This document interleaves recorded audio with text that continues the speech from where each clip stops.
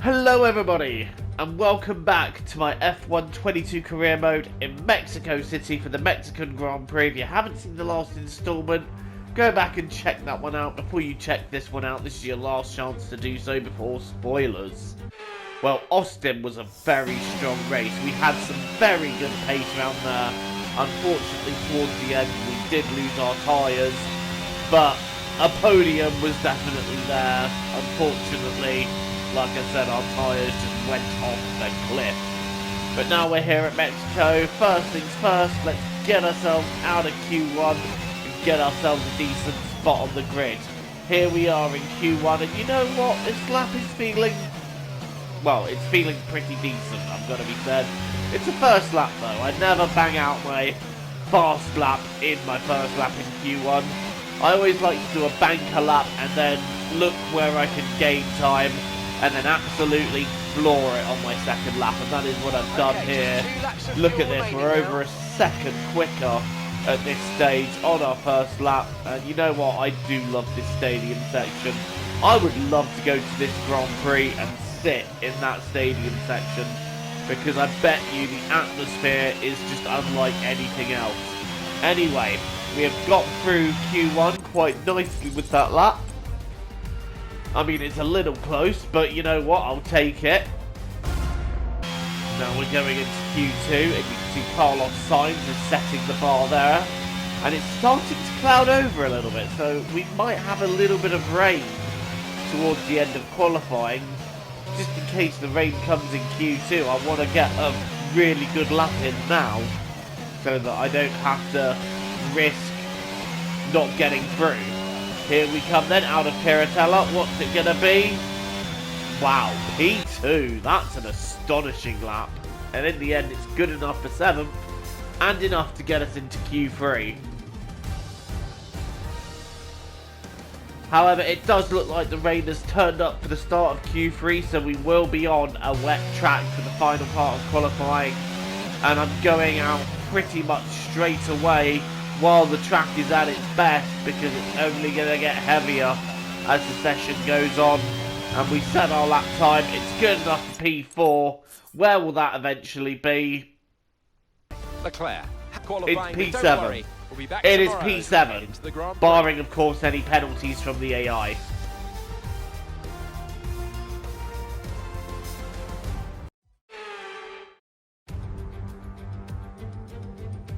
It's time then for the Mexico City Grand Prix, a race which gave Honda their first ever victory in 1965. American Richie Ginter winning from 3rd on the grid, and what of the Honda-powered cars this year? Red Bull have been strong here in recent seasons. Can they keep that record? 85 meters above sea level. The thin air of the Autodromo Hermanos Rodriguez poses a unique challenge, not just to a driver's skill, but to the efficiency of their engines as well. 17 corners then make a lap of this 2.6-mile circuit, expecting incredible speeds in excess of 220 miles per hour and overtaking into the braking zones of turns 1 and turn 4. Off the back of a fantastic qualifying session, it's time to see how our starting grid looks like for today's race. Charles Leclerc lines up on pole position, and Lewis Hamilton completes the front row.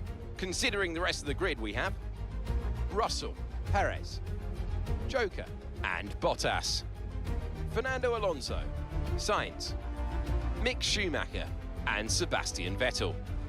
Ocon, they've taken a grid penalty.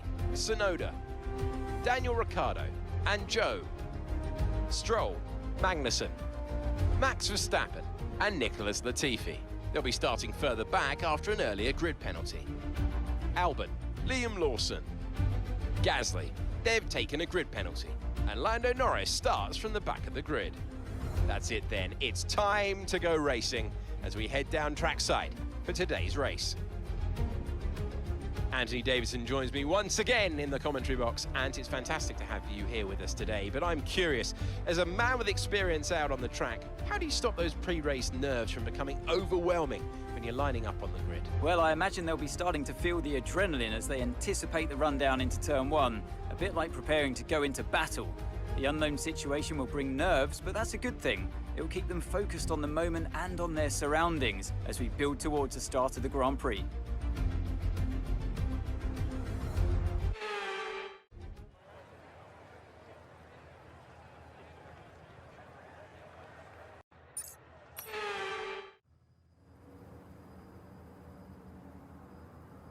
Right then, we're off for the formation lap here in Mexico, and the excitement is building as we near ever closer to the start of the race.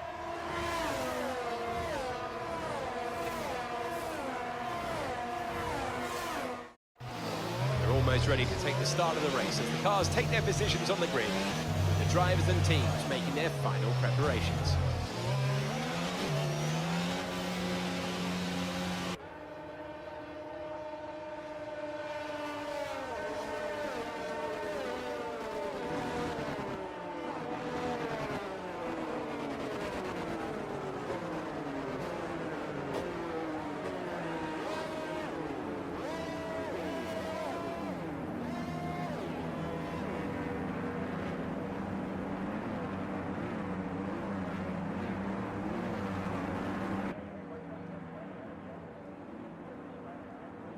Right then, we are lining up on the grid for this Mexican Grand Prix. 36 laps are ahead of us. We have gained 1 or 2 positions due to other penalties. So here we are on the grid. P5, Bottas alongside us. Perez just ahead of us. What can we do? It's lights out and away we go. We've got a relatively decent start. And any attempt at covering off Bottas is futile because the launch he got. Our secondary phase of the start has actually really not worked out for us at all. And we're heading down into turn 1 now. Can we make anything on the brakes? Yes, we can. We managed to get Carlos Sainz. He's coming back past us. And I think there was a Mercedes wide into turn 1. It's Lewis Hamilton who was going to lead the way. Lewis going very wide into turn 1. And there's a collision there because you can see some bodywork damage flying off someone.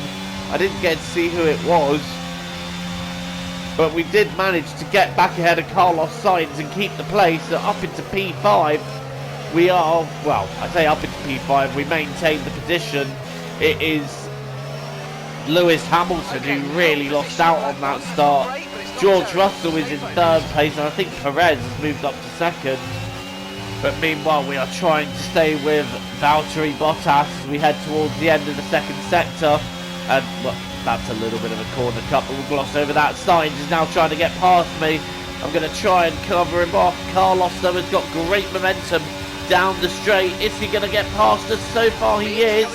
I'm staying alongside on the outside. I'm going to brake with him. I'm going to go round the outside and maintain that position. The problem is I'm trying to fight Bottas. I don't want to lose too much time fighting Sainz. So I don't know if I should just let him go and give him the chance to get after Bottas. But here comes Sainz again next lap. And I'm going to try and use the outside line to my advantage. Braking a bit later, I'm going to turn him, and Sainz has made a mistake. And I've gone off with him. And we both went off the track, so I completed that overtake. While we were both off the track, I don't know if that was a fair one or not. Carlos goes wide. We both go off the track. He kind of... 5 seconds. I kind of have nowhere to go there, but the next lap, I just let Carlos go. I don't fight him too hard. It's inevitable anyway. But now we can get on with our race, and Vettel and Alonso behind us are so busy battling each other that they're not coming anywhere near me. So for as long as they're doing that, I don't mind. They can carry on battling each other all race for all I care. Just let me get a little bit of a gap to you guys so that I can do my own race. Trying to stay with Carlos Sainz, but it... Okay, stand by. We see a problem our end and we're looking into it. It's just what we need, isn't it? Mark has reported that there is an issue with the car. I don't know what kind of issue we got. I'm hoping it's nothing serious because we're in quite a good position here. I'm just standing by. I've gone very wide there. I can confirm it's an issue with our engine, I'm afraid. And it is an issue with our engine, which means we are going to be very down on power. And given there's that long straight, we are in big trouble here. And just look at Alonso's speed advantage off the corner. And this isn't even one of the longest straights of the circuit. Like I said, sitting duck. Alonso has got up into 6th now. And it's going to be very hard to maintain a position in the points. Daniel Ricciardo is next, and he is within a second, which means he'll have DRS as well. We've got DRS, thankfully. But given that we are down on power quite significantly, That's not going to stop Daniel Ricciardo catching. Look at the rate he's catching. This is ridiculous. We've got nothing left. Not to mention our overtake is giving us nothing now because we've used up all the deploy. Oh dear, this is not good. You can see round here we're particularly struggling out of Sector 2. Here comes Daniel Ricciardo, and it just seems to be under acceleration because of this issue. We are really struggling, but we're holding out around the outside there. Ricciardo not able to get through. George Russell is out of the session, so speaking of issues with the car, George Russell has got a big one. And his Mercedes is grinding to a halt. And that's unfortunate for him because he was looking for a really good result here. And under the yellow flag, the McLaren can't pass, but as soon as the yellow flag's gone, I'm getting swamped by Ricciardo, by Verstappen and by Norris. Verstappen's trying to get past Ricciardo as well. Verstappen goes wide, so does Norris. And I maintain 2 positions, but I still lose a place to Daniel Ricciardo. Here we go then. Norris just sort of goes wide in response to Verstappen locking up and going wide. And as a result, I was able to save a couple of places. There goes Max. And Lando just gets confused by the whole melee. And even there he was wide. So Lando just didn't seem too sure where he was going. Next lap, Lando's alongside me, but he's hit me. And round we go. And that's a massive impact into the side. I think Max Verstappen piled into me there. Let's have a look. Lando Norris going off the track for a gap that wasn't there, hitting me, and ooh, that is a nasty accident. How we're still in the race. Look here, Norris has gone for a gap that's off the circuit, and then he's hit me. I've gone round, and you can see that I'm going to have damage at this stage already, but then I'm going to spear across the track. Max Verstappen's going to smash into me, doing massive damage to my side pods. The Alpine, I think, of Esteban Ocon goes into it. So too does Pierre Gasly in the AlphaTauri here. You see Ocon hitting it, and also does Gasly. That is a nasty accident. An IRL would have been a red flag. How is Gasly still in the race? More to the point, how am I still in the race? Unsurprisingly, the safety car is out. Mick Schumacher is also out of the session. We've got a slowing Kevin Magnussen dead in front of us as well. And it says Magnussen has significant damage. He's actually having an engine failure. Wow. So we've lost quite a few cars. What's Stroll done? Stroll's out of the race. Please tell me he hasn't hit the safety car. He's hit the safety car. Lance Stroll. That is the most Lance Stroll thing I have ever seen. He is just... As soon as the safety cars come out, you see it, he's backed off, but he still managed to plough straight into the safety car. That is the most Lance Stroll thing I have ever seen. He's caused a bit of a traffic jam there. Meanwhile, just ascertaining the damage here with this slow cam that I am trialling out here. Let me know what you guys think of it if you want to see more slow-mos from incidents, but my car is almost totaled at this point. My side pods are severely damaged, my under tray is severely damaged, so not only am I going to be lacking grip, but I'm going to be experiencing even more drag on the straights, and given that I've got engine issues as it is, I could basically probably get out and walk quicker than I'll be on the straights now. So I've got an engine issue, my car is absolutely fudged, and just to demonstrate how bad it is, here comes Pierre Gasly to the inside of the first corner. Has he got it done? So far, yes, but I'm going to try and outbrake him. What's it going to amount to in the end? Absolutely soddle, because I broke way too late, and Gasly has the place, and I have a warning for corner cutting. Yes, okay Mark, leave me alone, I sort of know what I'm doing, except I really don't. And this race, look how much easy Tsunoda's getting past me. This race has just gone from bad to worse. We've got Liam Lawson and Alex Albon right behind me.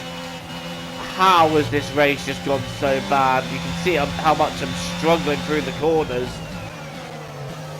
This is just not what I need at all.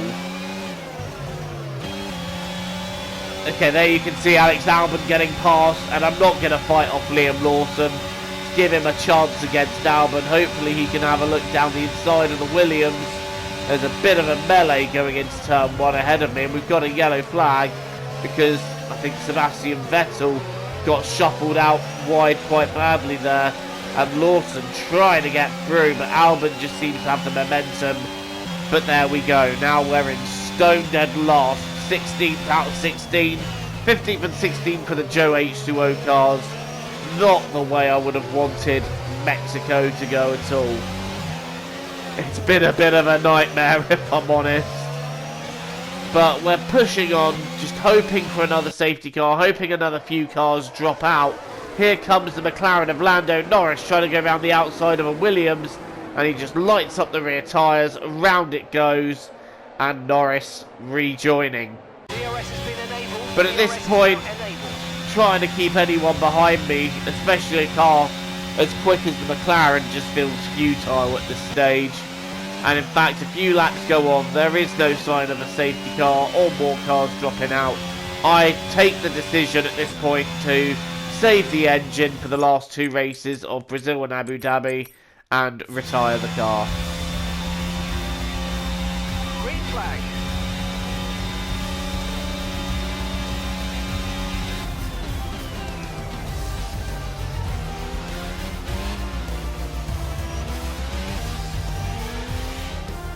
Not just victory today then, but the championship as well. What a spectacular season they've had, and congratulations to the whole team. Anthony Davidson, what helped them deliver this result, do you think? Well, you know what they say, to finish first you have to finish. And that fact was clear today, with lots of retirements having a big effect on the outcome of the race. As a driver, you tend to keep reliability concerns to the back of your mind and just focus on what's in front of you. But for the teams, races like this can be very stressful.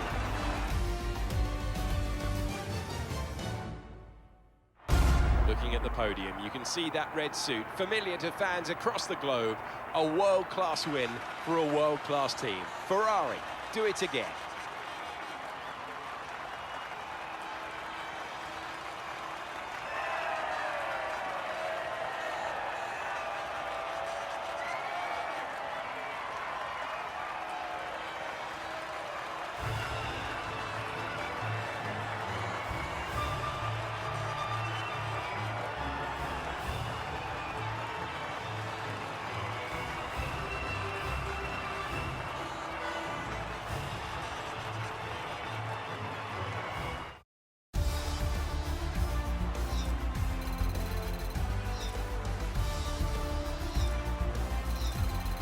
Well, I'm so sorry it wasn't a better race, guys. It could have and should have been, but as soon as we had the engine issue, we were losing power on the straights.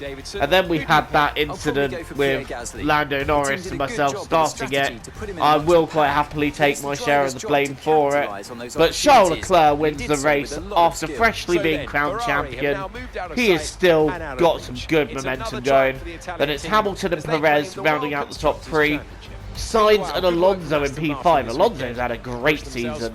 Then it's Bottas, Gasly, Vettel, Zhou and Tsunoda rounding out the top 10. And Gasly definitely having a better second half of this season than the first, because his first half of the season wasn't great. We're maintaining 10th for the championship, which is good. That's where I'm trying to hope to maintain for the rest of the season now. We've got 2 races left. We've got Brazil and Abu Dhabi. So you know what, if I can just hold on there, that'd be nice. I'm aiming for 2 more points finishes. Let's see what we can do. I'm hoping that we can grab 2 more points finishes. Well, thank you very much for watching this installment of Career Mode. Don't forget to leave a like and hit the subscribe button if you're new and you want to see more content from me. Until the next time, I've been Joe. Thank you for watching. TTFN, guys. Ta-ta for now.